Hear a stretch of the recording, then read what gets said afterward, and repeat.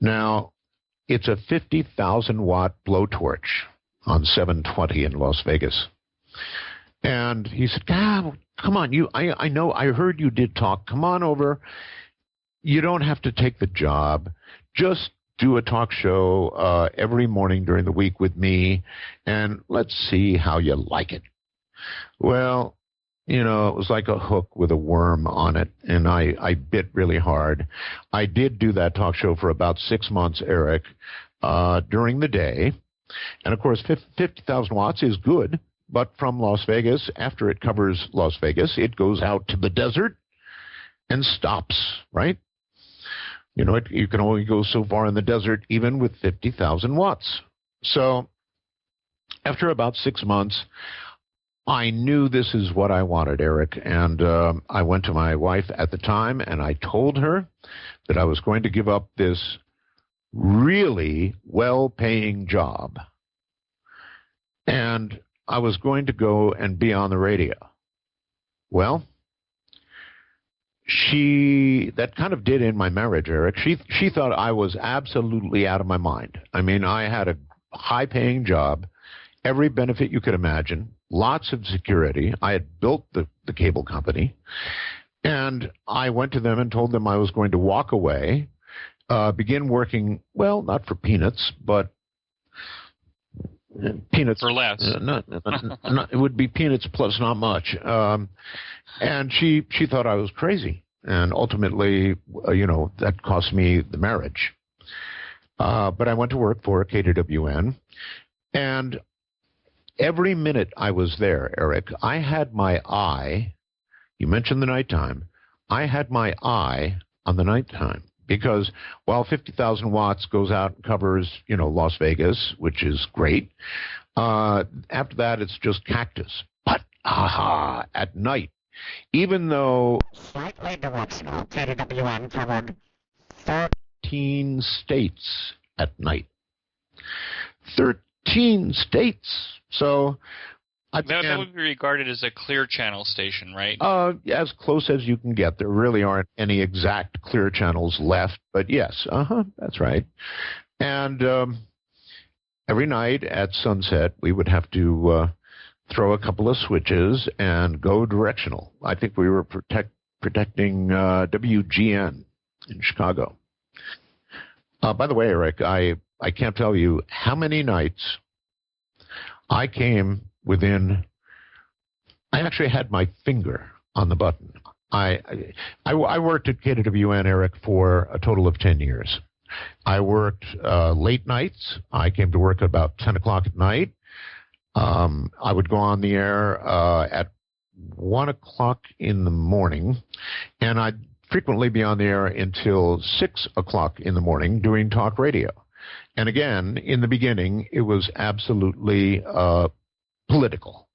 So I did that for a long time, and really, really, really enjoyed myself and did very well in the ratings. But just for the hams out there, I thought I'd tell you, Eric, there were about 10 or 15 times that I actually went over to the console, put my finger on the switch that would turn us non-directional, because I wanted to see if I could get calls from other parts of the country. I came within just that much of turning that baby non-directional. I can't tell you how many times, but, I was in mortal fear of the Federal Communications Commission, and I was sure they would come marching in and chop my head off within minutes. So I never did do it. I'm kind of still sorry I didn't, frankly. So what happened, Eric, is here I am, pretty successful doing this nighttime show, being heard across the 13 states as advertised, getting a lot of calls.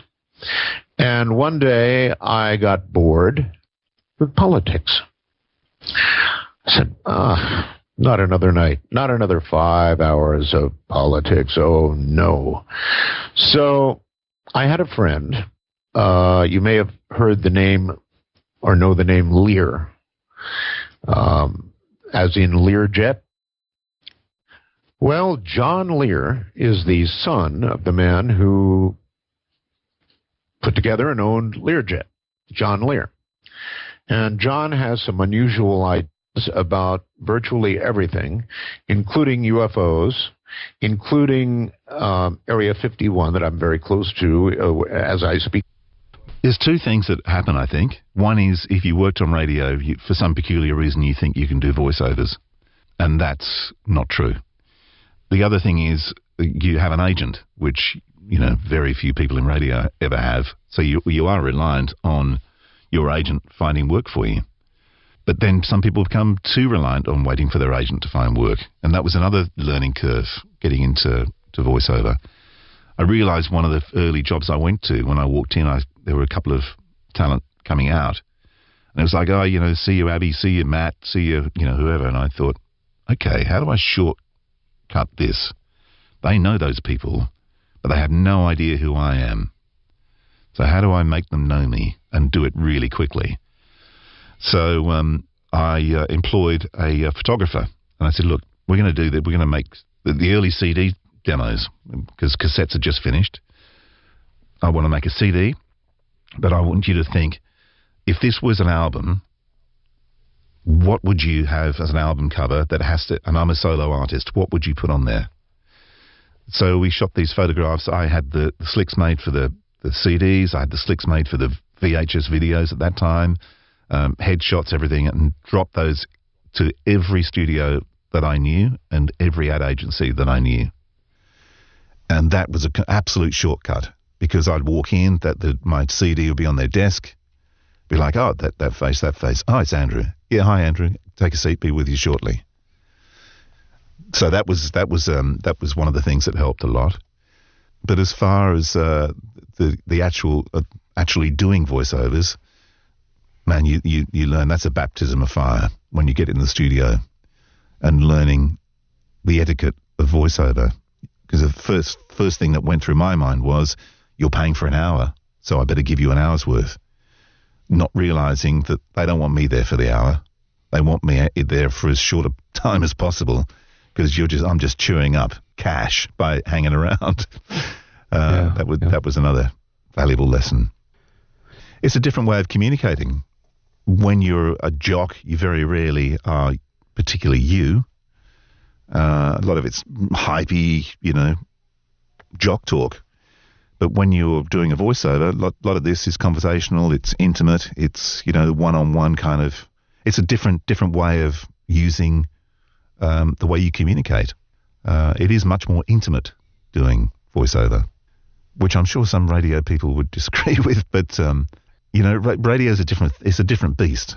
You're an entertainer, You're up there, you're up there singing, where when you're doing voiceover, you're in there acting, and that's probably the difference. I had to learn pretty quickly because that's the only income I had. So it was an absolute learning curve, and I was lucky that I worked with some really good people who taught me some fantastic tricks, directors. And there was some really, really weird tricks that you would think, how does that work? But, you're constantly falling over something, or you're just not getting something right, and it'd be a thing like, just cross that, take out that letter and write it upside down, and then have another crack at it. And of course, as soon as you get to that point, your brain all of a sudden changes. It's looking, what's that? And refocuses everything, and bingo, you've solved the problem.